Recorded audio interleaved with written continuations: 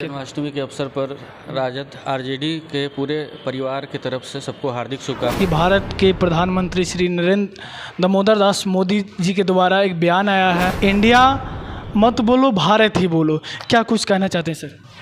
देश के वो प्रधानमंत्री हैं, वो कुछ भी बोल सकते हैं, कर सकते हैं। ये जो इंडिया हटाने की बात कर रहे हैं प्रधानमंत्री जी, तो वो जिस तरह से इंडिया अलायंस का जो गठन हुआ है, शायद उनसे डर गए क्या मोदी? हमारे बच्चे जो आज तक हम पढ़ा रहे थे अपने बच्चों को कि देश के प्राइम मिनिस्टर ऑफ इंडिया, देश के प्रेसिडेंट ऑफ इंडिया, वो इंडिया गायब हो जाएगा, वो प्राइम मिनिस्टर ऑफ भारत कहलाएगा।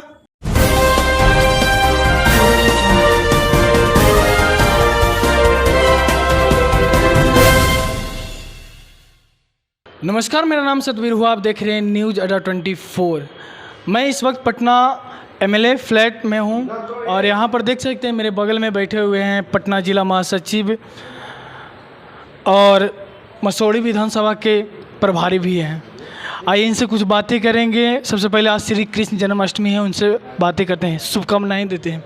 बहुत बहुत बधाई हो सर। जी प्रणाम, मेरा नाम प्रतीक प्रताप राव है, मैं जिला महासचिव एवं सह प्रभारी मसौढ़ी हूँ। आज श्री कृष्ण जन्माष्टमी का दिन है। जन्माष्टमी के अवसर पर राजद आरजेडी के पूरे परिवार की तरफ से सबको हार्दिक शुभकामनाएं और उम्मीद करता हूं कि सब अच्छे से जन्माष्टमी मनाएं और भगवान कृष्ण भगवान आपकी मनोकामना को पूरी करें। चलिए, साथ में एक और जिला महासचिव हैं और इनसे भी जानने की कोशिश करेंगे। आज श्री कृष्ण जन्माष्टमी का दिन है, क्या कुछ कहना चाहते हैं सर? स्वागत है। हम तो पूरे भारत भर के लोगों को बधाई देता हूँ कि आज श्री भगवान कृष्ण का जन्म हुआ है और उस पर्व को हम लोग काफ़ी उत्साह से मनाते भी हैं। अब तो श्री कृष्ण जन्माष्टमी के दिन आज था, बधाई भी लोग दे रहे हैं, शुभकामनाएं भी दे रहे हैं, लेकिन आज हम जानने की कोशिश करेंगे कि भारत के प्रधानमंत्री श्री नरेंद्र दामोदर दास मोदी जी के द्वारा एक बयान आया है, जो बयान पूरी चर्चा के विषय बन गया है। वो ये बयान है कि इंडिया मत बोलो भारत ही बोलो। क्या कुछ कहना चाहते हैं सर? देश के वो प्रधानमंत्री हैं, वो कुछ भी बोल सकते हैं, कर सकते हैं। अब इंडिया को भारत बना दे, भारत को इंडिया, दोनों तो एक ही है। नहीं तो फिर तो लोकतंत्र है या राजतंत्र? उनके लिए तो भाई राजतंत्र है। अच्छा, लेकिन ये हम लोग के लिए तो लोकतंत्र ही है। हम लोग तो यही जानते हैं कि भारत इंडिया एक है और ना भारत और इंडिया अलग अलग नहीं है। क्या लगता है कि ये जो इंडिया हटाने की बात कर रहे हैं प्रधानमंत्री जी, तो वो जिस तरह से इंडिया अलायंस का जो गठन हुआ है, शायद उनसे डर गए क्या मोदी जी? अब तो वो बेहतर जानते होंगे कि क्या उनके मन में चल रहा है, लेकिन ये है कि जो इंडिया अलायंस गठन हुआ है उसका दम 2024 के चुनाव में उनको दिखेगा कि ये इंडिया क्या करता है। सर, आप क्या कहना चाहते हैं? क्या आपको लगता है कि इंडिया अलायंस का जो गठन हुआ है उससे डर गए, इसीलिए इंडिया हटा रहे हैं कि इंडिया का नाम ही नहीं रहेगा, तो फिर इंडिया अलायंस कहाँ से? प्रधानमंत्री जी काफ़ी चिंतित हैं और इस लड़ाई का जो नेतृत्व लालू जी को मिला है और लालू जी जिस जोश और खरोश से इंडिया गठबंधन को तैयार किए हैं, तो आज तक यह तय है कि लालू जी जो चाहे हैं वही हुआ है। निश्चित रूप से प्रधानमंत्री इस बार कुर्सी से चले जाएंगे और उनको इंडिया नाम से एलर्जी है, तो उनके गृह मंत्री का अमित शाह नाम है। शाह और सूरी किसे कहा जाता है, उनका भी नाम चेंज करावे। विदेश में जब भी यात्रा किए हैं तो उन्होंने कहा कि मैं इंडिया से आया हूँ, ये नहीं कहें कि मैं भारत से आया हूँ, मैं आर्यावर्त से आया हूँ, मैं हिंदुस्तान से आया हूँ। उनकी सारी स्पीच को देखिए, स्पीच में कहते हैं कि मैं इंडिया का प्रधानमंत्री हूँ। तो उस इंडिया से अब उनको एलर्जी कैसे होने लगा? ये सब लोग का जो पॉलिसी है, ये पॉलिसी जो है, पॉलिसी के तहत लोगों को ठगने का जो काम कर रहे हैं।